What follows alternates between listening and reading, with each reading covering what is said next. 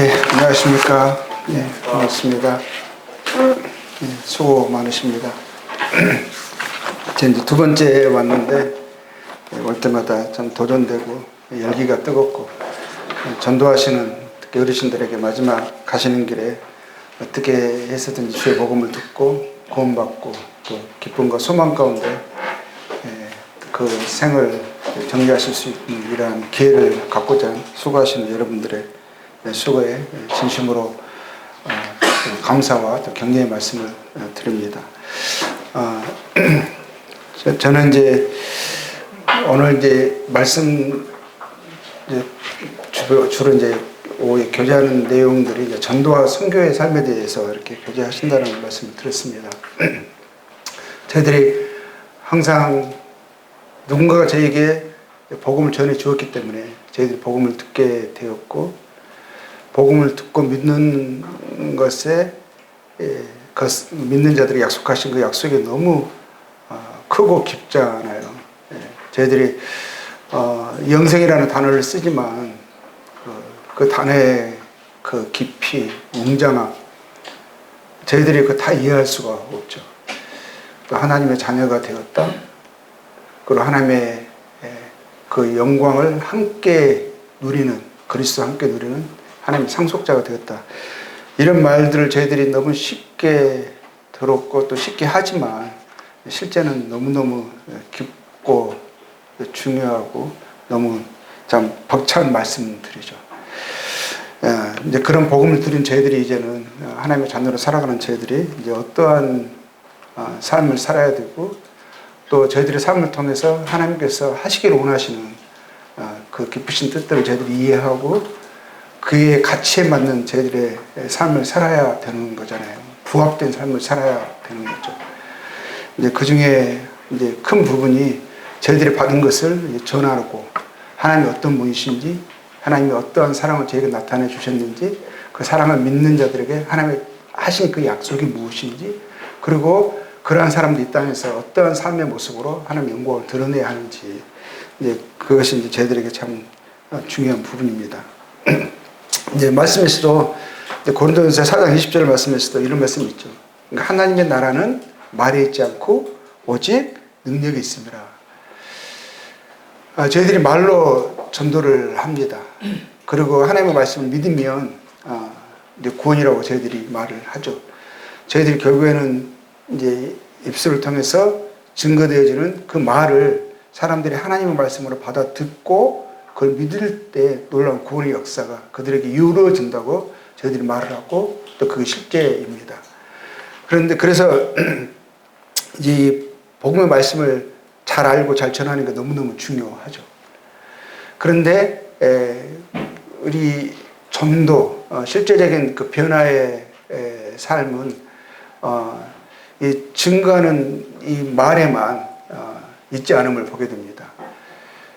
결국에는 그 말과 함께 따라오는 능력을 이 영혼들이 봐야 하는 거거든요. 근데 그 능력은 무엇일까 했을 때 결국에는 그 말씀이 우리 안에서 정말 이루어지고 믿어졌고 이루어지고 그 말씀 쫓아 살아가는 우리의 삶의 변화가 또 우리 삶 속에서 나타나는 하나님의 그 임재하심, 또 하나님의 그 말씀의 실제, 그러한 것들이 나타났을 때 이제 사람들이 당신 안에 하나님이 계시다, 하나님이 살아계신다, 그리고 우리들의 말을 하나님의 말씀으로 듣고 믿을 거 아니겠어요? 근데 우리가 말과 말하는 것과 우리의 실제 삶이 다른 모습이라 그러면 사람들은 혼동하는 거거든요. 그 말뿐인가 보다.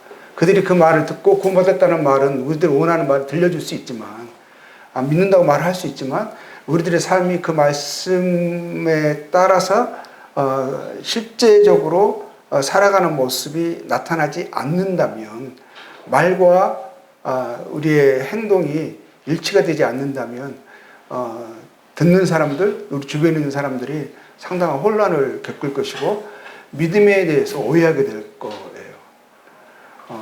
그래서 분명한 것은 이 하나님의 나라, 하나님의 복음이 증거되어지고 영혼들이 하나님께 나와서 하나님을 알게 되어지는 것은 이 말과 함께 우리의 삶의 변화, 여기서 나타나는 문맥적으로 봤을 때는 결국에는 하나님의 믿음으로 나타나는 그 삶의 실제적인 그런 변화와 행실을 이야기하고 있거든요. 그래서 그냥 말이 아니라 우리는 이제 실제라는 거죠. 우리가 분명히 알고 있는 것은 이 말씀으로 이 세상 만물이 또 생명이 사람들이 존재하게 되었고 또 생명을 갖게 되었잖아요. 우리는 하나님의 말씀, 살아있는 실제의 말씀, 진리의 말씀을 들었고 그것을 믿어 영생, 생명을 얻은 자가 되었습니다. 우리는 이 참 진리, 이 사실을, 참 사실을 우리는 알게 되었죠. 우리는 또 보았습니다. 또 보게 될 것입니다. 그리고 우리가 하나님과 그 말씀의 실제를 우리가 경험했습니다. 말씀이 정말 진리임을 우리 삶 속에서 경험했어요. 그래서 우리가 그 말씀을 따라 살아가려고 합니다. 그리고 경험했고 또 경험하게 될 것이고 또 약속된 그 실제를 우리가 보게 될 거예요. 그래서 우리가 이 세상에서 예전에는 이제 말씀하신 대로 소망도 없고 하나님도 없이 살다가 우리는 이제 하나님의 말씀을 듣게 되었고 그 말씀으로 참 소망을 갖게 되었고 참 하나님을 알게 되었어요. 그래서 이제는 우리는 그냥 그저 말하지 않죠. 우리는 들은 것을 하나님 말씀에서 기록된 것을 하나님 말씀으로 믿고 또 그 믿는 것을 말하고 그리고 그 말씀으로 이제 살아가는 생명의 존재들이 되었습니다. 우리는 하나님을 알았어요. 요한 1세 2장 13절에 이런 말씀 있죠. 아비들아 내가 너에게 쓴 것은 너희가 태초부터 계신 이를 알았으며 아이들아 내가 너에게 쓴 것은 너희가 아버지를 알았으며 우리는 태초부터 계신 이 참 하나님, 그 하나님이 저희 아버지가 되었습니다. 참 아버지를 생명의 근원이신 기원이신 그분을 우리가 알게 된 것이거든요. 예전에는 제가 하나님을 몰랐을 때는 제가 세상의 중심인 줄 알았습니다. 다 그렇게 살아왔어요. 내가 우선이었고 내가 느끼고 선호하고 좋아하고 사랑하는 것이 우선이다 생각했습니다. 세상의 중심에 살아가는 그 중심에 제가 있었습니다. 우리들이 있었잖아요. 세상은 저를 위해 돌아가는 거죠. 중심에 근데 문제는 뭐냐면 중심에 내가 있으니 그게 세상 모든 것의 문제였었거든요. 그것이 우리의 삶의 유기였었고 그것이 우리의 삶의 무질서의 원인이었습니다. 기준이 저였던 거죠. 기준이. 모두가 다 각자의 기준대로 살아가잖아요. 각자의 자신의 생각이 옳다 여기잖아요. 그것 때문에 서로 다툼이 있고 그것 때문에 양보할 수 없고 그것 때문에 이제 문제가 계속 삶 속에서 일어나는 거잖아요. 모두가 다 제 잘난 맞아 삽니다. 그러나 그것이 잘못임을 죄임을 저희들은 알았어요. 저희들의 중심이 바뀌었습니다. 우리는 그렇게 말을 합니다. 하나님은 우리에게 그것을 요구하는 거거든요. 우리가 믿었다라는 것은 하나님이 모든 것의 시작이시고 모든 것의 중심이시고 모든 것의 전부이심을 우리가 저희들이 안 거잖아요. 예전엔 제 기준대로 제 생각대로 살아왔는데 이제는 제 생각과 기준이 하나님과 그분의 말씀에 있음을 우리가 이해하고 그렇지 않는 것이 죄라는 것을 알았고 이제는 우리가 그 죄를 이제 버리고 그대로 그런 대로 살지 않고 그 식으로 살지 않고 하나님과 그분의 말씀이 중심이 돼서 기준이 돼서 살기로 저희들이 그것을 진리로 믿고 그렇게 살겠다고 나온 거거든요. 그렇죠. 그래서 이제는 더 이상 이제 갈등이 일어나지 않는 갈등의 모든 것의 해결점인 그 하나님과 그분의 말씀의 기준으로 하나님이 어떻게 말씀하셨냐가 중요한 것이죠. 그리고 그 말씀이 그렇게 말씀하셨으면 그 전에 내가 어떻게 생각하고 있든 내가 어떻게 옳다 여겼든 근데 그것은 더 이상 이제 가치나 기준이 될 수 없는 거죠. 그것은 버리고 이제는 오로지 하나님 말씀으로만 내가 이제 그 중심으로만 내가 살아가기로 우리가 확정했기 때문에 우리 안에서의 문제들도 결국에는 나의 옳다, 너의 옳다함이 아니라 하나님이 무엇이라고 말씀하시는가 그것을 우리가 찾고 그것이 우리 그것 안에서 동의하고 그래서 그 말씀을 쫓아 살아가다 보면 서로 우리의 갈등이 이제 해결되어지고 우리 해결점들이 그냥 찾아지는 거거든요. 근데 중심과 기준이 이제 제가 아닌 거죠. 네. 하나님의 모든 존재와 생명의 근원이시기 때문에 그분이 중심이시고 그분의 말씀과 뜻이 참된 기준을 우리가 알았죠. 그래서 이제는 저와 세상이 옳다는 대로 좋아하는 대로 살아가는 것이 아니라 이제 그것이 우리의 삶을 이끄는 동력이 아니라 이제는 그것이 우리의 나아갈 삶의 방향, 목표도 될 수도 없고 오로지 하나님이 중심과 그 만족이 근원이 되시고 그분의 말씀과 뜻이 곧 나와 우리의 생각과 기준과 목표가 되어야 함을 우리가 압니다. 그것이 인생의 참된 본분이라고 우리는 여기고 있고 도림을 우리가 알았습니다. 그래서 우리 그리스도는 그렇게 살기로 이제 결정하고 우리가 믿음으로 나온 거잖아요. 그리고 침례가 그것을 의미하는 거잖아요. 이제는 제가 제 삶의 중심이 돼서 제 기준대로 세상의 세상의 어떤 그 풍조대로 살아가는 것이 아니라 하나님과 하나님의 말씀대로 살아가겠습니다. 하나님은 제 삶의 근본이십니다. 내가 살아갈 이유와 목적이십니다. 제 표대이십니다. 라고 우리가 그것을 고백하고 나온 거거든요. 그래서 우리는 그렇게 살아가기로 힘쓴 자가 되었죠. 그리고 매 상황에서 매번 우리는 그것을 조종하죠. 우리 삶의 참된 나침반이 이제 하나님과 그분의 말씀이 된 거잖아요.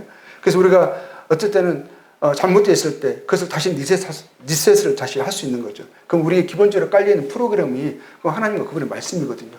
그 말씀으로 다시 정신 차리고 다시 제 방향을 찾아서 다시 하나님께 나와서 그 말씀대로 살아가기를 이제 우리가 원하고 추구하고 힘쓰는 자가 되었어요. 이것이 우리의 전도인 거죠. 우리가 내 중심이 아니라 하나님의 중심으로 그분의 말씀이 우리의 삶의 근본이시고 가치이시고 그분 이러한 것들이 우리가 살아가는 것이 그렇게 추구하는 것이 또 그 사람들을 하여금 우리 삶을 통해서 그런 사람들이 살아가도록 우리가 초청하고 또 이러한 삶이 가치 있고 의미 있고 복되다라는 것을 우리 삶으로 증거하는 것이 저는 이제 전도의 삶이라고 생각합니다. 그게 전도와 선교가 되어지는 거죠. 말씀만 전해서 그 말씀을 믿는 그 말씀을 전해가지고 그 말씀이 믿음의 사람 구원이지만 실상 우리의 삶에서 그 말씀이 실제적으로 역사하는 것을 사람들이 봐야 되는 거거든요. 정말 그렇게 살아가는 사람들을 우리가 나타내야 되는 것이고 이러한 삶이 정말 진리를 쫓는 삶이고 그러한 삶을 자기를 또 살아가고 싶은 그러한 도전과 갈망을 우리를 통해서 보아야 되는 거거든요. 우리가 전도의 삶을 말로만이 아니라 삶으로 살아가지 않으면 전도의 능력이 나타나지 않는다는 거예요. 전도의 능력이 나타나는 데 있어서는 우선적인 것은 우리가 하나님을 알았어요. 그럼 하나님의 그 말씀을 알았어요. 그래서 그것이 절대 우선이라는 것을 인생의 근본 도리라는 것을 본분이라는 것을 우리가 그러한 삶으로 우리가 살아가야 된다는 것이죠. 그래서 매번 우리가 재조정이 필요하고 삶에서 말씀을 매일 읽는 것은 그리고 그 말씀을 내 마음속에 두고 묵상하고 암송하면서 다시 나를 돌아보는 것은 그 말씀으로 이 말씀이 나의 삶의 나침판이거든요. 내 생각을 정리하는 것이거든요. 돌아보게 하는 것이거든요. 그리고 다시 잘못된 것을 다시 원상태로 돌릴 수 있는 것이거든요. 그렇게 그러한 삶이 되어져야 다른 사람들에게도 그 삶을 통해서 전하는 전도가 되어진다고 봅니다. 저도 이제 몽골에 가서 저는 시골에 오지에 처음에 들어갔어요. 근데 거기는 삶이 시골이다 보니까 노출이 되거든요. 울란바토르의 도시에 사는 거하고 시골에 사는 거는 판이하게 다르더라고요. 울란바토르는 서울처럼 한국에 사는 것처럼 그냥 아파트 문만 들어가 버리면 그냥 이웃과의 단절이에요. 그대로 우리 삶을 10년 살아도 20년 살아도 알 수가 없어요. 근데 시골은 이 사람들은 수시로 집에 들어오거든요. 지나가다 그냥 집에 들어와요. 그 외국 사람이 저희들밖에 없었어요. 처음에 저희들밖에 없으니까 사람들이 우리들에 대한 관심이 많아요. 왜냐면 이 사람들은 그때 이제 우리가 아주 오래된 얘기잖아요. 제가 7년대에 몽골에 갔고 2000년에 시골에 들어갔거든요. 그때 이제 몽골은 아주 상황이 열악했었고 그리고 그때도 지금은 말할 것도 없지만 그때는 많은 사람들이 꿈이 시골 사람들은 울란바토르로 가는 것이었고, 그 몽골 사람은 울란바토르에서 좀 배우고 좀 능력 있는 사람들은 한국 가는 게 꿈이었었어요. 근데 저희들은 한국 사람이 울란바토르에 있는 게 아니라 시골에 차로, 그때는 지금 도로가 뚫려가지고 이제 차로 이제 왔다 갔다 합니다. 그래도 가는 한 6시간 걸리고 막 이러거든요. 근데 저희 때는 제가 나침반을 가지고 다녔어요. 지도를. 도로가 없었어요. 그리고 그러다 보니까 길도 막 한 2, 3년 다닐 동안은 똑같은 길을 한 번도 가본 적이 없던 것 같아요. 어떨 때는 길을 내가 지금 러시아에 있는지 중국에 있는지 막 그럴 때도 많았어요. 아무리 가도 똑같은 길이 안 나오니까 그때는 다시 지도를 놓고 나침반을 펴고 방향만 보고 가고 이랬습니다. 그런 시골에 살았거든요. 그때 몽골에도 어떤 말이 쓰냐면 20세기와 13세기가 공존한다는 말이 있었어요. 울란바토르 20세기는 그때만 핸드폰도 나오고 막 이랬거든요. 큰 거에 무전기 같은 거 있잖아요. 근데 시골에서는 말 타고 다니고요. 그리고 저희 교회도 나중에 제 시골에 교회가 세워졌거든요. 성도들이 마당에 차가 있는 게 아니라 말이 걸려 있었어요. 메어져 있고 이랬었습니다. 그리고 연료를 떼도 소똥 말린 거 떼고 막 이러거든요. 그러니까 완전히 밤만 해만 떨어지면 잠자는 거고 해 뜨면 일어나는 거, 이런 13세기가 공존한다는 말이 그런 거였거든요. 시골에 사니까 사람들이 외국 사람이 거기 와서 사는 거예요. 한국 사람이. 그것도 울란바토르에 있는 게 아니라 시골까지 내려오니까 이 사람 처음에 이해를 못했어요. 그래서 그때 KGB가 있었거든요. KGB들이 왜냐하면 그 공산주의였었으니까 그때도 공산주의 잔재가 많이 남아 있었거든요. 그러니까 KGB들이 와가지고 쟤들이 이 사람 틀림없이 그냥 그 기독교를 전하는 그런 것을 막 감시하고 그랬었어요. 그러면 항상 저희들한테 그랬거든요. 너희들이 전도하면 안 된다. 그것을 저희들은 이제 농업 프로젝트를 가지고 들어갔거든요. 그 사람들에게 식생활의 개선을 위해서. 왜냐하면 이 사람들이 고기만 먹거든요. 채소를 안 먹고. 그러다 보니 건강상의 문제가 많아요. 그래서 나라에서도 막 녹색 혁명이라 그래가지고 막 채소 먹기 장려 운동을 하고, 그래서 막 채소 먹으라고 막 권장을 하는 그런 시기였었어요. 우리가 녹색 혁명의 일환으로 사람들에게 채소 농사를 가르치고 채소 먹는 식생활 개선을 내가 돕는 그 프로젝트를 제시를 했고, 그 지방 정부에 받아들여져서 제가 농업 전문가로 거기 간 거거든요. 시장 농사는 하나도 모르면서 간 거예요. 이제 책 보면서 배웠죠. 하나님 의뢰하면서. 그런데 이 사람들이 봤을 때 이 사람이 한국 사람이 울란바토르도 아니고 시골에 내려온 거예요. 의심을 하는 거죠. 우리 삶을 정부나 KGB에서 우리를 삶을 주시하고 있어요. 우리가 섣불리 행동하면은 비자 다음 내년에 그 연장 안 시켜주면 저희는 이제 돌아가야 되는 거거든요. 그러니까 그런 부분도 민감하고요. 그리고 또 사람들이 제 삶을 다 알고 있어요. 저는 몰랐어요. 몰랐는데 그렇게 주시하고 있는지 몰랐거든요. 정말 제가 누구를 만나고 무슨 대화를 했는 것까지 다 알아요. 그러니까 이게 완전히 노출되어 있어요. 노출. 그리고 이제 그래서 저희들이 하나님 말씀 직접 전할 수도 없고. 근데 제가 농사를 이제 가르치잖아요. 텃밭을 일구라 그러고, 막 씨도 갖다 주면서 씨 심으라 그러고 막 이렇게 하거든요. 그러다 보니 그러면 사람들과 접촉하고 있는 거거든요. 근데 이제 저희들은, 하나님을 알잖아요. 그리고 하나님의 말씀이 우리에게 있잖아요.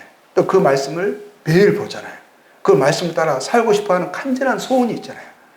그 말씀을 따라 살고 싶어 하는 그 나의 소원을 방해하는 육신적인 요소들이 나에게 정말 역동적으로 움직이지만 저희들이 그것을 거절하려고 하는 강한 이 소욕이 있어요.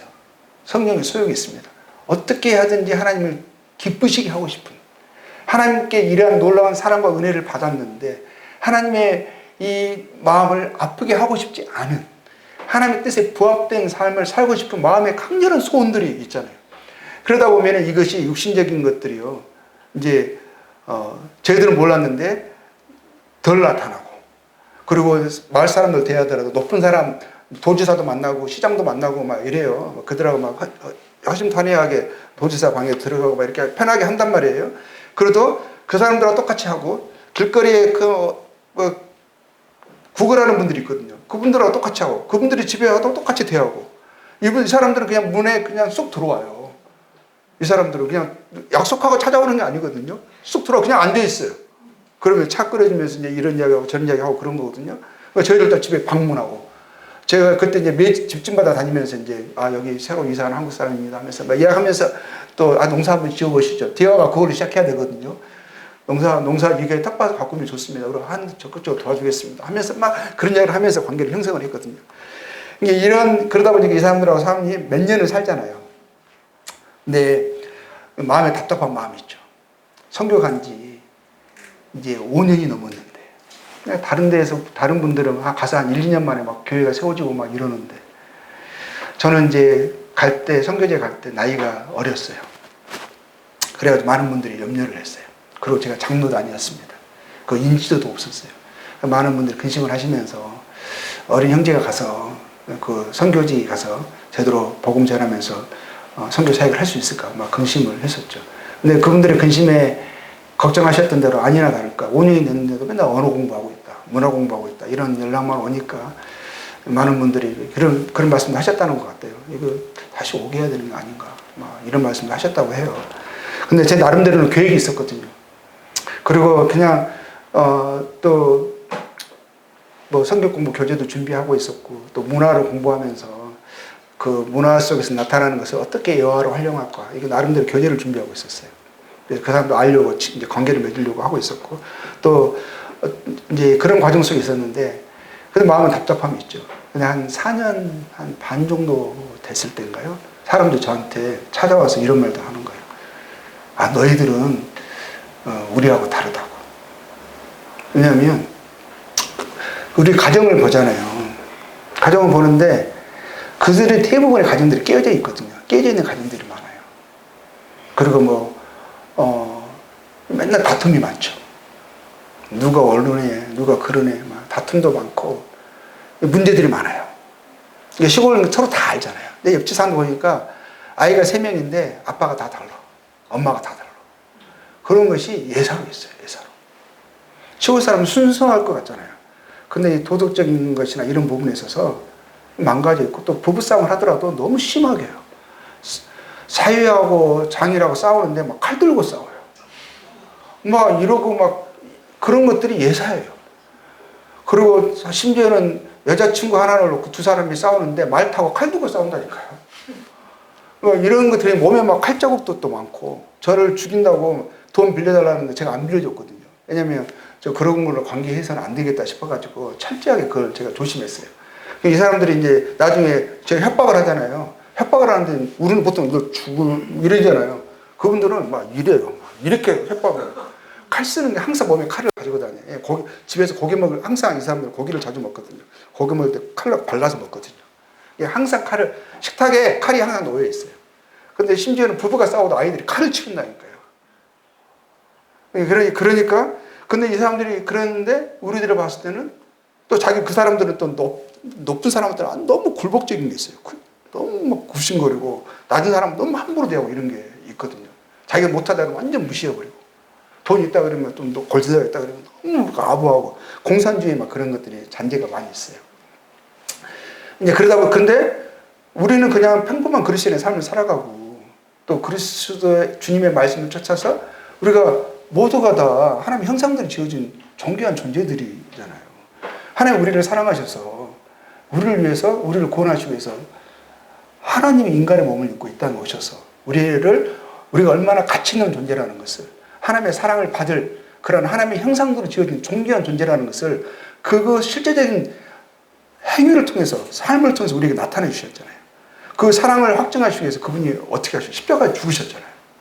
우리는 그 하나님의 아들의 그 목숨값으로 우리는 건진받을 그런 존귀한 우리의 가치를 격상시켜 주시는 거거든요.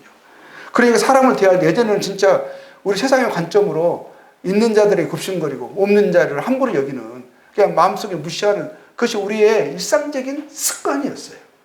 근데 말씀에서 보면은 주님이 그렇게 하지 말라고 하셨잖아요. 그리고 주님이 오히려 낮은 자들, 가난한 자들, 그들을 오히려 주님이 찾아가시고, 오히려 가난한 자가 복되다 말씀하시고, 애통하는 자를 주님이 위로하시고, 이런 주님이시잖아요. 이게 예전에는 세상의 관점으로 봤을 때는 관점과 너무 다른 거죠. 근데 우리가 그 하나님을 하나님으로 모시고, 그 주님을 우리가 주님을 모신 자가 되었고, 그 사랑에, 그 은혜에, 그분의 그 선하심에 우리가 압도가 돼서 그분께 매료가 돼서 나온 거잖아요. 옳다고 인정한 거잖아요. 맞습니다. 감격한 거잖아요. 그 우리가 이제 그렇게 이제 가려고 하는데, 물론 그렇지 않을 때가, 않은 모습이 나타날 때가 많죠. 근데 그렇게 하고 나면 마음이 불편하죠. 힘들어요. 그러면 또 그 마음에, 주님이 또 마음을 이렇게 또 우리가 회개하고 또 다시 그러한 삶에서 벗어나려고 또 하나님의 은혜를 구하고 하다 보면 우리도 그렇게 매일 어떻게 보면 매일 씻고 다시 마음을 새롭게 하고 이런 것들이 계속 우리의 삶의 일상이잖아요. 그런데 우리도 모르는 사이에 우리가 변화되어 가고 있었던 거예요. 그들이 근데 어둠이 짙은 곳에는, 우리나라에서는 별이 잘 안 보여요. 특히 서울 같은 데 도시에서는 안 보이잖아요. 근데 없어서 안 보이는 게 아니거든요. 빛들이 주변에 너무 많아서 안 보이는 거예요. 근데 제 몽골 시골 제 집에서 딱 제 화장실이 밖에 있었거든요. 화장실 가려고 제 마당이 엄청 컸어요. 왜냐면 제가 그 마당에 한쪽에 큰 비닐하우스를 치고 또 텃밭을 가꾸고 제가 직접 실행하면서 사람들 보여주는 거거든요. 그러니까 제 오픈하우스 내가 사람들 와서 보게 하고 이렇게 농사 지어야 된다 가르쳐주고 막 이렇게 했거든요. 그러니까 이제 마당이 되게 컸어요. 저희 집에서 집은 되게 조그만 했었어요. 처음에 8m 했었거든요. 8m. 근데 제 집에서 나와가지고 화장실에 가려면 자전거 타고 갔어요. 우리 애들이 막 자전거 타고 가는 거예요. 한참 걸려요. 가다가 중간에 급할 때 가면 중간에 위험할 수 있어요. 그렇게 멀거든요. 근데 이제 그런데 이제 우리가 이제 그런 집에서 이제 우리가 사는데 사람들이 이제 우리가 그렇게 사람들 저희도 오고 그런단 말이에요. 사람들이 저한테 이제 뭐라고 이제 하냐면 이제 4년 반 정도 지나고 나서 너희는 우리와 다르다 그러는 거예요. 왜냐면 어둠이 짙은 곳에, 그러니까 우리가 그만하려고 하다가 우리가 마당에서 탁 나오잖아요. 하늘을 딱 보잖아요. 화장실 가려고 하늘을 딱 보는 순간 뭐냐면 처음엔 제가 구름인 줄 알았어요. 이 밤하늘에 구름이 껴있지 이런 줄 알았어요. 나중에 그게 은하수였었어요. 별이 쏟아져요. 몽골에 시골에 와서 많은 분들이 제일 감동받는 것 중에 하나가 이 별이에요. 별이 많거든요. 그러니까 어둠이 짙은 곳에는 작은 빛도 크게 비치는 거예요.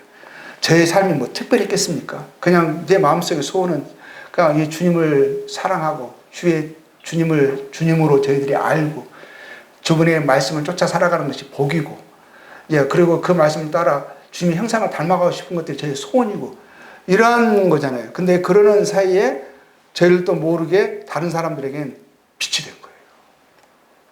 우리가 사람들이 뭐냐면 나중에 차님분 찾아오고 너 우리랑 다르다 그러면서 자기들이 결론을 내렸대. 우리들을 평가하면서 몇 년을 지켜본 거잖아요.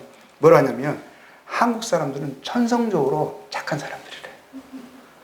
그런 말을 하는 거예요. 너희 아이들도 너무 밝고 너무 부모 말씀도 잘 듣고 부부가 어떻게 이렇게 잘 사냐고 재밌게 이렇게 우리만 사는 거거든요. 그 다른 사람을 대할 때도 이제 대하는 모습 속에 이 사람들이 하는 말이에요. 대하는 것도 뭐 그런 것 없이 똑같이 대하고 항상 친절하고 그리고 뭐 화내는 것도 이분들은 못 보고 막 이런 제 가정은 이제 주님 안에서 이제 물론 처음에는 좀 뭐 말다툼도 있고 막 이랬지만 말다툼이 아니죠. 우리가 대하는 거죠. 우리 아이들도 나중에 그러더라고요. 엄마 아빠가 싸우는 거 한 번도 못 봤대요. 우리가 비밀리에 잘 싸웠나 봐요. 근데 이제 외부 사람들 봤을 때는 우리들의 모습을 통해서 이제 도전을 받은 거예요. 그래서 제가 그랬어요. 아니 그렇지 않다. 한국 사람이 천성적으로 착하지 않다. 우리 한국 사람 잘 알잖아요. 오히려 너희들도 순전하다. 그랬어요. 순진한 게 있다. 근데 너희 우리에서 그렇게 좋게 봤다면 우리들이 착해서가 아니라 특별해서가 아니라 이것은 아마 우리가 믿는 하나님이 선하신 분이시고 그리고 그 하나님의 말씀을 쫓아 살려고 하는 매일 그 말씀을 보고 쫓아 살려고 한다. 그래서 우리가 조금 다른 면을 봤나 보다. 그랬어요. 근데 그분들이 뭐라고 그러신지 아세요? 그 하나님 알려달래요. 자기들이 먼저 말한 거예요. 알려달라고 그러고 우리가 매일 보고 있는 그 성경을 가르쳐달래요. 그렇게 해서 몽골에 가서 5년 만에 첫 성경 공부 그룹이 열린 거거든요. 자관 우리의 삶이 우리가 주님을 닮아가는 이 전도가 처음에 말로 할 수 없었어요. 근데 그들이 말씀을 딱 들으러 모였을 때는 대부분 주변의 분들이거든요. 들었을 때는 들으려고 하는 자세가 있었어요. 그래서 제 말이 아무리 해도 어눌하잖아요. 몽골 말을 배워서 하는 게 그때 제가 5년 됐지만 그들의 말을 다 이해할 수 있고 내가 하고자 하는 말은 할 수가 있지만 발음도 그렇고 하고자 하는 말 한국말처럼 다 할 수 있는 게 아니었거든요. 어눌한 거예요. 그들의 말로는 뚝딱거려요. 말이 툭탁 뭐 이런다는 거예요. 그런데도 나중에 그들이 자기들이 막 귀를 쫑긋하면서 해석하려고 하면서 자기들이 막 안대로 내가 귀를 활짝 열고 마음을 활짝 열라고 말씀을 들으니까 그 말씀은 능력으로 역사가 되더라고요. 화려한 언어가 아니었었어요. 근데 이미 말씀 드리려고 하는 마음이 준비가 되어 있으니까 이게 그 증거하는 말씀을 사람의 말로 받지 않고 하나님의 말씀으로 받더라고요. 제가 이제 그런 경험을 이제 타지키스탄에서도 제가 또 나중에 중앙아시아 갔었거든요. 한 집에 살았어요. 언어도 빨리 배워야 되고 문화도 빨리 알아야 되는데 나이도 먹었어요. 그때는 한 50 다 돼서 갔거든요. 그러니까 이게 몽골에는 그래도 갔을 때 30대 초반에 갔으니까 언어 배우는데 한 번 내가 듣고 사전 찾은 단어는 보니까 다른 수채 보자면 2번 적힌 적이 없어요. 한 번 찾았으면 아는 거예요. 그리고 나중에 그 복습할 뿐이었지. 근데 나중에 내가 타지키스탄에 가서 타지어를 배우는데 똑같은 단어가 페이지마다 있어요. 페이지마다. 내가 그 말을 몰라가지고 물었고 사전을 찾은지도 몰라. 그러니까 이 나이가 먹었다는 것을 20년의 차이가 상당하더라고요. 그리고 이제 타지가 어렵거든요. 그런데 이제 언어도 배워야 되지. 새로운 문화권에 들어가서 그 사람들을 알아야 되지. 이제 그러니까 이 조급한 마음이 들어가지고 함께 살아야겠다 해가지고 같은 마당을 쓰는 집에 이제 있었거든요. 그리고 이제 한 1년 반 함께 살았습니다. 앞에서 보여요. 정면에서 보이거든요. 우리의 모든 것을 그들이 볼 수가 있고요. 그들이 가족과 대화하는 것까지 우리가 들을 수도 있어요. 조금만 언성 높아지지 않으면 다 들려. 근데 이 부부는 맨날 싸워요. 맨날 싸워. 근데 그러니까 서로 노출이 되는 거예요. 노출이. 근데 이 집은 뭐냐면 그 교회의 리더였었거든요. 선교사가 그 가정에게 후임자를 세워놓고 간 가정이에요.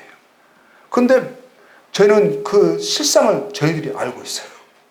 매일 보잖아요. 그리고 어느 날 이제 말씀을 그 친구들이 그렇게 하고 싸우고 말씀 전하잖아요. 그럼 얼굴이 어둡죠. 근데 저희는 알고 있죠. 왜 어두운지를. 그리고 어떨 때는 말씀을 오늘 전해야 되는데 안 온 적도 있어요. 근데 애들한테 물어봤어요. 너희 아빠 왜 안 오셨냐? 어디 아프시냐? 그랬더니 싸워가지고 교회로 못 나온 거예요. 근데 이제 이렇게 서로 노출이 되잖아요. 그런데 그들의 삶이 우리가 노출됐는데 나중에 알고 된 것은 우리의 삶도 그들이 노출이 됐어요. 처음에 이 타지키스탄 사람들은 이 아시아 사람들 무시하는 게 있어요. 길에 지나가다, 처음에 길에 지나가다 얘들 눈을 찢어요. 눈을 찢는 건 동양인들 무시하는 거거든요. 하다못해 처음에 답사 갔을 때 한 12살이나 3살 되는 애가 무슨 수레에다가 조그만 수레에다가 시멘트 같은 거 끌고 가더라고요. 길에 가다가 저를 만났어요.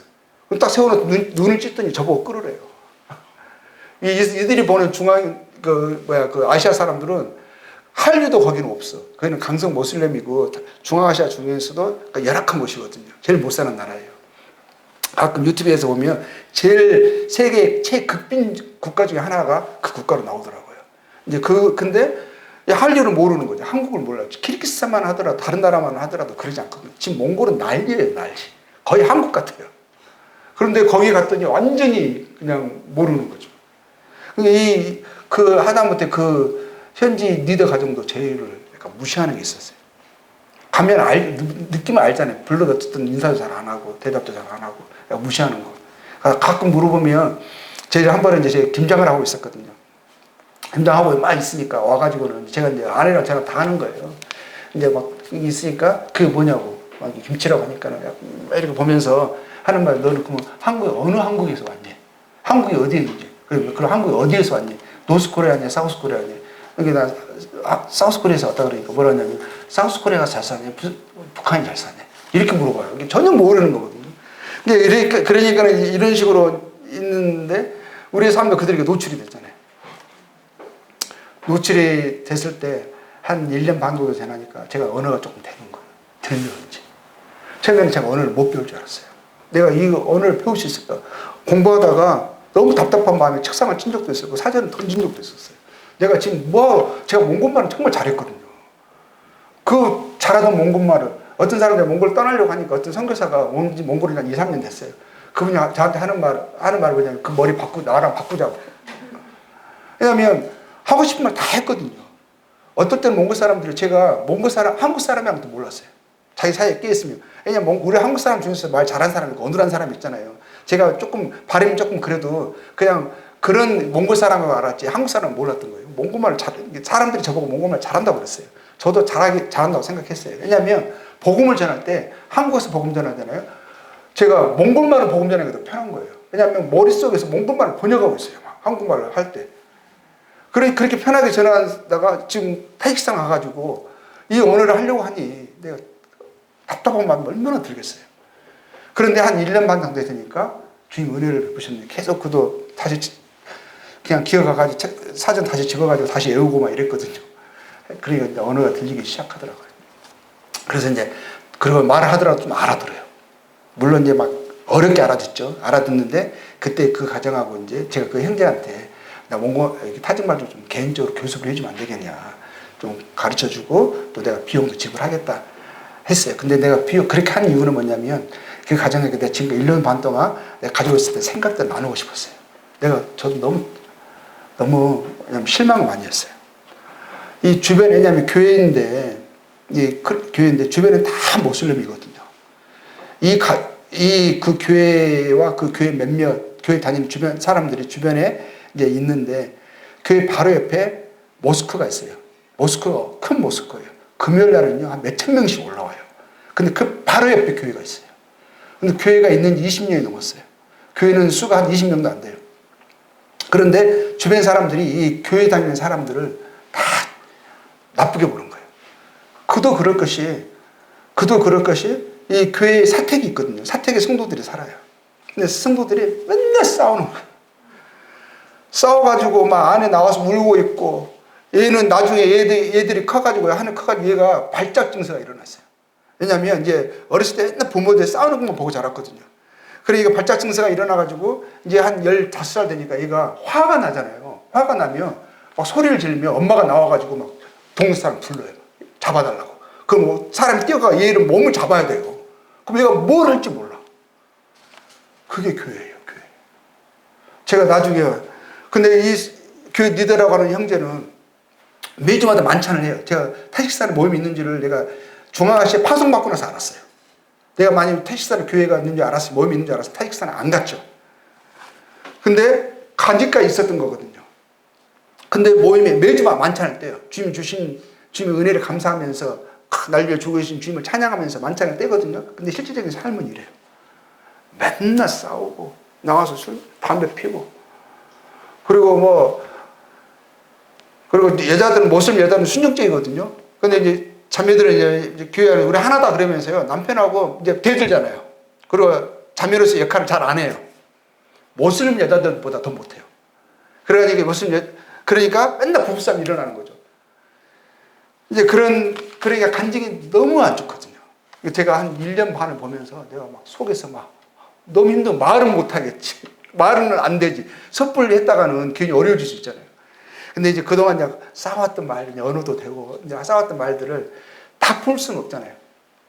그 친구한테 내가 떠듬떠듬, 언어 공부한다고 모여가 떠듬떠듬 제가 뭘 말했냐면, 내가 1년 반 있으면서 내가 느낀 것을 이야기했어요. 그러면서 내가 에레미야 말씀을 다 피면서요, 하나님을 경외하지 않는 것이 죄와 고통인 줄 알지 못하는 줄. 그러면서 말씀과 어긋나는 삶을 살아가고 있는 것이, 이것이 이 전도의 대적이다. 크리스마스 때 애들 선물 주면서 몇십 명씩 모아가지고 막 꽉 차거든요. 모슬림이라도 아이들한테는 크리스마스 때 가게 해요. 선물 받으니까. 이 교회는 20년을 해왔어요. 스위스에서 자금이 들어와요. 그러니까 스위스는 부자 나라잖아요. 그러니까 선물을 쌓아놓고 줍니다. 그 선물 받으려고 이게 10년 이상을, 20년 가까이를 그렇게 해왔기 때문에 그게 전통이 돼 있어요. 그렇게 해가지고 전도되는 게 아니다. 네 삶이 그런데, 입술의 말과 삶이 반대되기 때문에 너의 전도는 오히려 방해가 된다. 제가 그러면서 막 그 말을 떠듬떠듬 했거든요. 너희들의 삶이 너희들이 예수님을 믿는다고 하는 것이 이것이 하나님에게 유혹이 되고 전도에 방해가 된다. 이런 말도 내가 한 거예요. 그러면서 저도 막 속이 두근두근 했어요. 어떻게 받을지 몰라가지고. 그리고 너희들이 살이 부둥부둥 이렇게 쪘는데 그걸 가지고 뭐라 하는데 집에 콜라병이 쌓여있다. 마요네즈 병이 쌓여있다. 그러면서 그 가게에다 애상을 주고 있다. 그러면 그런 것들이 간증이 너무 안 되는 거예요. 선교사가 아직도 돈을 보내주거든요. 월급이 저는 깜짝 놀랐어요. 그렇게 많이 받는지 몰랐어요. 일반 타직산에 있는 교수들보다 월급이 두세 배가 많아요. 하는 일이 별로 없거든요. 그런데도 있으니까 이제 선교가 정리가 돼서 떠난 게 아니었거든요. 왜냐하면 이 선교사 자녀가 7명이 있었어요. 자녀들의 교육 때문에 어쩔 수 없이 사역이 정리가 안 돼서 떠난 거였거든요. 이제 그러다 보니까 물론 준비가 안 된 리더들이고 성도들이긴 했어요. 그렇지만 뭐냐면 오히려 삶이 주님을 나타내는 주의 말씀의 아름다우심을 드러내는 삶을 살아가지 못하면서 너 입에서 예수님 주님이라고 말하는 것이 이것이 치명적인 전도의 걸림이다. 차라리 교회 안 나왔으면 좋겠다. 이런 말도 있어요. 교회가 없어야 한다. 주의 영광을 드러내기 위해서는 이 교회가 없는 게 낫다. 제가 이런 말까지 있어요. 그런데 이 친구가 주님 놀랍게 다음 주에는 내가 조마조마했어요. 내가 말을 너무 처음부터 너무 심하게 했나. 막 그랬거든요. 그 다음 주에 왔는데 근데 아니나 다를까 그 자매 형제의 아내들 자매 저를 째려보는 분이 있습니다. 째려봐요. 형제 왔는데 형제 얼굴이 어두워요. 말도 안 해요. 그래서 얼마 만나고 그만인가 보다. 내가 괜히 말을 너무 섣부르게 빨리 했나 보다. 이런 마음이 있었거든요. 근데 참다 그냥 말 되니까 떠듬떠듬 이야기한 거거든요. 2시간, 한 10분이면 이야기할 것을 한 1시간 넘게, 2시간 넘게 이야기한 거거든요. 근데 뭐라냐면, 너희 했던 그 말이 내 일주일 동안 내 마음에 떠나지 않았다는 거예요. 너무 고통이 됐다는 거예요. 그러면서 네 말이 맞다라는 거예요. 항상 마음속에 그 걸림이 있었다는 거예요. 이 형제는 정말 주님을 아는 형제였었어요. 주의 말씀을 살아가고 싶었는데, 어떻게 살아야 할지를 몰랐던 거거든요. 그럼 저거 가르쳐달래요. 배우겠대요. 그래서 매주 만나가지고 일주일에 2번씩 만나고 막 몇 달을 살았어요. 그렇게 했어요. 그리고 아내는 막 문제가 있었거든요. 막 저한테 어려워하고 막 그랬었어요. 왜냐면 이제는 예상을 안 지기로 했어요. 경제적인 것부터. 그 콜라도 가끔 마셔야 맛있지. 마요네즈도 가끔 적당히 해서 먹어야 맛있지. 너는 돈을 들여서 예상을 들여서 네 건강을 해치고 있다. 그리고 콜라 맛도 그렇게 하면 맛없다. 가끔 먹어야 맛있다. 하면서 경제적인 것도 가르치고 막 여러 가지 것도 이야기했거든요. 그리고 왜냐하면 마을에서 예상하면 마을 사람이 다 할 줄 아냐. 이게 간직이 안 된다. 이 하다못해 못살린 사람도 전략적인 삶을 살고 규모적인 삶을 살아가는데 그것보다도 못하면 되겠냐고. 전도가 되겠냐고 막 하면서 그 부부싸움 하는 거 이거 부부 문제 이야기했거든요. 다른 게 아니에요. 일상적인 삶을 이야기하는 거거든요. 왜 서로 대화하지 않고 선결부터 내냐고. 그러면서 이제 이야기를 했어요. 근데 한 몇 달 지나니까 이 가정이 좋아졌어요. 그리고 메시지가 달라졌어요. 성도들이 이야기해요. 그리고 성도들이 주변에 형제들이 찾아왔어요. 네가 요즘 이상해진 것 같다고. 뭐가 있냐고. 뭐가 너의 삶을 이렇게 달라지게 하냐고. 네 말에 확신이 있다라는 거예요. 그 주님 위에 살고 싶어 하는 소원이 있다라는 거예요. 그래 와가지고 뭐라냐면 그 친구가 제가 이름이 몽고마을 코모론이었거든. 코모론. 예. 그래서 코모론한테 가보라고. 그럼 오면 내가 항상 부부랑 같이 오게 합니다. 제가 아내가 같이 하거든요. 그래가지고 3가정이 변화가 됐어요. 그 나중에 5가정, 그 5명을 놓고 이제 제자 훈련을 하고 있었거든요. 근데 그게 왜 그러냐면 이 사람들이 1년 반을 같이 있었잖아요. 그 말을 할 때 저도 신기했어요. 어떻게 그 한마디가 이 말을 어떻게 받아들일 수 있었을까? 근데 보니까 1년 반에 그들의 삶이 우리에게 노출된 것도 있지만 우리의 삶이 그들이 노출된 거 있었거든요. 그러니까 내가 우리들이 그 말을 했을 때는 우리를 존중하는 마음이 있었던 거예요. 우리의 말을 들으려고 하는 마음이 있었던 거예요. 그러니까 그 말을 해도 그 말이 그냥 단순한 말이 아니었던 거죠. 힘이 있었던 거예요. 그러니까 변화가 된 거거든요. 그래서 제가 나중에 생각하니 그래요. 그리스도인들은 삶이 노출되어야 되는 거구나. 그래서 주님이 이 등잔을 침대 밑이나 글 속에 넣지 말고 이 등잔 속에 올려놓으라는 게 그거구나. 노출되면 그게 정말 주님이 역사하는구나. 그 노출되려면 어떻게 되겠어요? 우리가 하나님 되셔야 되고, 또 하나님 우리가 사랑을 주셨잖아요. 우리를 용서해 주셨잖아요. 그러니까 사랑과 용서를 우리가 받은 자로서, 아는 자로서, 받은 자로서 그거를 실천하는 자가 되어져야 하잖아요. 그리고 이제는 용서를 배운 자가 되었어요. 용서를 받았고, 용서하기를 이제는 용서할 수 있는 능력과 또 유혹을 저희들이 듣고 있어요. 그러니까 이제는 사람들 대할 때도 사랑으로 대하려고 합니다. 근데 그리스도인들이 그래서 가정이요, 행복하면 좋아요. 행복해야 돼요. 부부 문제가 있는 거 반드시 해결해야 돼요. 저는 부부 문제가 있을 때 전도하려고 하지 말고 전도의 삶을 부부 안에 살아보라고. 제가 선교사 훈련할 때도요, 제일 먼저 보니까 부부 관계가 안 돼 있어요. 자녀들하고도, 그러면 교육이 되겠어요. 아니, 가정이 안 됐는데 어떻게 복음을 전해요? 한국에서는 아파트에 살고 따로 사니까 교회의 삶과 가정의 삶이, 실제의 삶이 두 얼굴로 살아갈 수 있습니다. 전혀 모를 수 있어요. 그래서 그 사람 모르고 장로 세울 수 있어요. 선교지 살면 안 돼요. 선교도 특히 시골, 노출된 삶으로 가잖아요. 그렇게 살 수 없어요. 저는 선교제 간다고 하면 그것부터 이야기합니다. 우리 주님이 우리를 사랑하셨고 이웃을 사랑을 하셨다. 이웃 중에 가장 가까운 이웃이 아내고 자식들인데 그들을 사랑할 수 없다며, 사랑하는 것에서 자라가지 않는다며, 서로 이해하고 배려하고 이런 부분에 성장하지 않는다며, 서로를 용서하지 않는다며, 그리스도를 경외함으로 피차 용서를 하셨거든요. 그러지 않는다며 우리가 어떻게 전도의 삶을 능력 있게 살아갈 수 있겠냐고. 하나님 나라는 말에만 있지 않고 능력에 있다고. 하나님 사랑이 우리에게 나타난 것도 실제적으로 나타났어요. 말로만 하신 것이 아니에요. 나타나셔가지고 그것을 확증해 주셨어요. 실제적인 삶에서, 십자가에서 밝히 보여주셨거든요. 그래서 우리도 그러한 삶을 살아가지 않으면 전도의 실제적인 삶을 살아갈 수 없다, 이런 생각을 하게 돼요. 그래서 또 이제 생각하는 것은 우리가 하나님의 사랑도 받아, 하나님을 알게 됐어요. 우리 삶의 기준도 바뀌었잖아요. 그리고 중심이 바뀌었어요. 제가 아니라는 걸 알았어요. 하나님이세요. 제 생각이 아니라, 세상의 풍조가 아니라, 세상의 가치관이 아니라 하나님의 말씀이라는 걸 알았어요. 남들이 다 옳다고 해도, 세상이 그것을 큰 목소리로 강조해도, 이것이다라고 해도 하나님 말씀이 아니라 그러면 아닌 거예요. 세상에 다 떠나도, 나 혼자 남아도 하나님이 알아주시면 됐어요.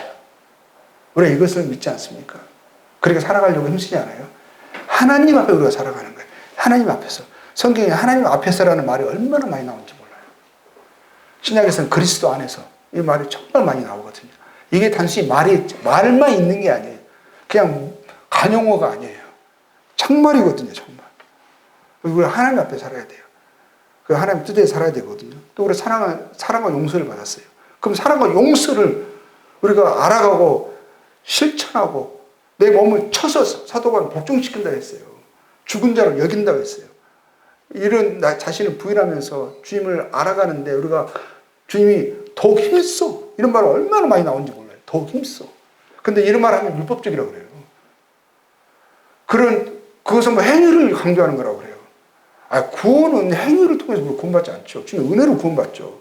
그래서 성도에 합당한 삶은 우리가 이제 주님을 주님으로 믿는 자가 되었는데, 주님을 나를 따르라 하셨는데, 나를 본받으라 하셨는데, 사도 바울도 주님을 본받는 것처럼 너희도 나를 본받으라 하셨는데, 우리가 그 삶을 힘써 살으라 하셨는데, 그것은 나와 상관없는 것이고, 그것은 율법적인 것이라 그러면, 이거는 저는 그게 잘못된 가르침이라고 저는 믿습니다. 그게 구원파의 문제예요. 저는 구원파를 이단으로 봅니다. 행위가 없거든요. 말만 믿으면 구원이라고 하거든요. 그러니까 삶이 엉망되고, 그들의 엉망된 삶이, 복음은 분명하잖아요. 정말 그거 믿으면 구원이거든요. 우리가 하는 것이 똑같은 복음을 전해요. 근데 그들의 삶의 행실이 너무너무 후욕적이에요. 하나님의 말씀 부인해요. 그걸 강조하지 않아요. 그래서 저는 그런 가르침들을 저는 거절합니다. 옳지 않다고 얘기해요. 하나님 우리를 또 인격적인 존재로 부르셨잖아요. 주님이 고린도서 1장 9절에 보면 너희를 불러 그의 아들 예수 그리스도 우리 주와 더불어 교제하게 하시는 하나님을 이쁘시도다. 우리가 하나님과 교제하는 자가 되었거든요. 인격적인 자가 되었어요. 하나님 저에게 말씀하시고 저희를 또 하나님께 말씀합니다. 우리는 하나님과 대화하는 자가 되었어요. 저희 하나님은 살아계신 하나님이십니다. 하나님이 저에게 말씀하세요. 말씀을 기억나게 하시고 또 제 마음을 이 양심을 주님이 또 다루셔서 마음을 부담을 주시고 불편하게 하시고 거리끼게 하셔서 그리고 하나님의 뜻을 구하게 하시고 찾게 하시고 하나님의 뜻을 다시 우리가 뜻으로 마음이 새로워졌을 때 그 살고자 하는 마음의 소욕을 또 불러일으켜요. 내 안에서 행하시는 하나님이시라 하셨거든요. 자기의 기쁘신 뜻을 위하여 너희로 소원을 두고 행하게 하신다 하셨어요. 그 소원이 나에게서 일어난 나의 소원이 아니라 하나님의 일하심으로 나타나는 하나님의 소원인 거예요. 하나님의 뜻을 쫓아 살아가도록 합니다. 하나님과 교제하는 자가 되었어요. 우리는 하나님과 교제를 하나님을 나타내는 자잖아요. 하나님과 함께하는 삶이 얼마나 복된지 모른다. 얼마나 감사한지 모른다. 우리는 외롭지 않다. 하나님 나의 목자시니 내게 부족함이 없으리로다. 여호와께서 항상 함께하심으로 사망의 음침한 골짜기로 걸어갈지라도 우리가 두려워하지 않는다. 우리는 그걸 전하는 사람, 그러한 삶을 사는 사람이 그 삶을 이러한 삶으로 나오라고 삶을 초청하는 사람이잖아요. 우리는 하나님과 인격적인 교제를 우리는 삶에서 증거하는 사람입니다. 천국에 우리가 구원받았다 그러면 새 생명을 받는다. 이 새 생명은 받잖아요. 이 새 생명은 그건 뭐냐면 하나님과 교류하는 삶이에요. 하나님과 함께하는 삶인 거죠. 살아계신 하나님과 우리가 소통하는 삶이에요. 그분을 눈치를 보고 그분 앞에서 그분께 말씀하면서 그분께 고백하면서 그분의 도우심을 힘입어서 그분의 뜻을 쫓아 살아가는 그런 사람인 거죠. 이제 우리의 생각과 감정이 내 생각과 감정으로 살아가지 않습니다. 생각과 감정을 하나님께로 돌리려고 합니다. 하나님의 생각으로 제 생각이 되어지고 하나님이 옳다 여기시는 감정을 바른 생각을 통해서 갖기를 원하는 거죠. 제 안에서 생각과 감정이 계속 일어납니다. 생각을 분별합니다. 이것이 위로부터 온 건가? 아니면 육신적이고 마귀적이고 세상적인 나의 생각인가? 세상의 생각인가? 그것을 분별해서 하나님의 생각을, 하나님의 지혜를 제 것으로 받아들입니다. 생각을 분별하고 아무 것이나 섭취하지 않습니다. 그리고 사도 바울의 말처럼 우리의 애정을 살아가는 이유의 목적을 이 땅의 것이 아니라 위의 것을 두고 우리가 살아가게 되죠. 우리가 이렇게 하나님 앞에 살아갈 때 하나님 나의 주인 되셔서 또 하나님의 사랑과 용서를 받은 자로서 주신 약속의 말씀 붙들고 살아갈 때 우리의 삶의 실제적으로 변화가 계속 이루어져 가고 우리의 삶의 특징은 그리스도를 더욱 알아가고 그분을 더욱 닮아가고 그분을 더욱 사랑하는 사람으로 그래서 그것으로 변화되어 나아가는 저희들이 되어준다고 생각합니다. 그러니까 전도는 말뿐이 아니라 능력이다. 그 능력은 주님을 닮아가는 삶을 우리가 살아가기를 계속 힘쓰는 것이다. 생각이 바뀌고 마음이 바뀌고 말이 바뀌고 행동이 바뀌어야 한다. 인격이 우리가 변화되어 나아가야 한다. 그것이 없이는 우리가 참다운 전도자의 삶을 살아가는 것이 실질적으로는 어렵다. 이렇게 봐요. 물론 말의 기술도 필요합니다.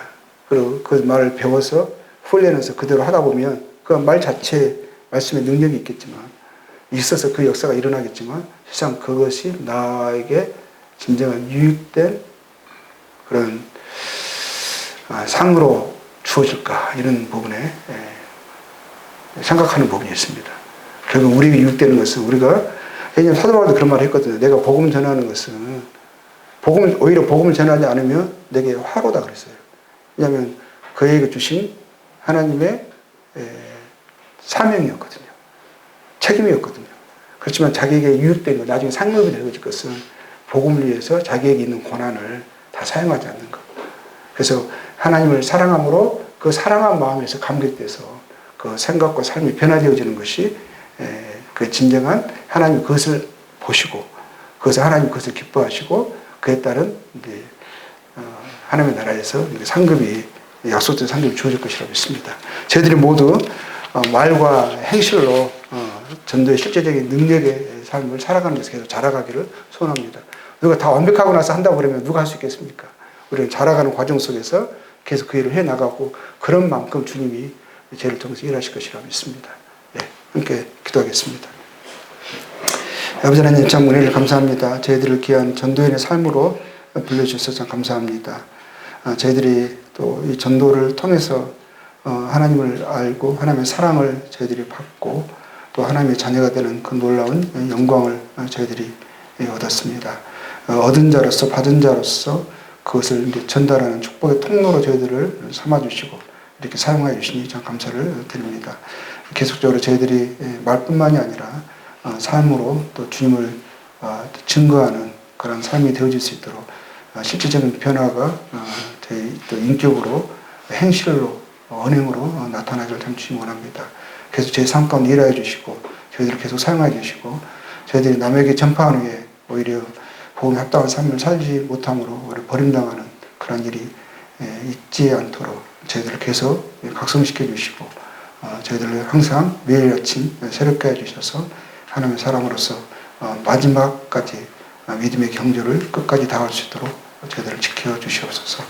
또 이렇게 귀한 또 동탄 어르신들 전대에 이런 귀한 스텝 형제자매님들 또 불러주셔서 또 같이 또 수고하게 하시고 또 동역하게 하시는 이 아름다운 일들에 참여하시는 것 참 감사합니다. 계속 이분들의 수고를 주님 기억하여 주시고 또 위로부터는 그 복이 계속 부어짐으로 일들을 힘있게 감당할 수 있도록 하여 주시고 또 함께 하나님을 알아가는 데서 하나님을 경험하는 데서 더 이러한 시간들이 더 복되게 사용되게 하여 주셔서 참다운 전도자로서 실질적인 삶이 이 모두를 통해서 나타나기를 참 주님 원합니다. 감사하고 이 모두를 우리 주 예수 그리스도 이름으로 기도하였습니다.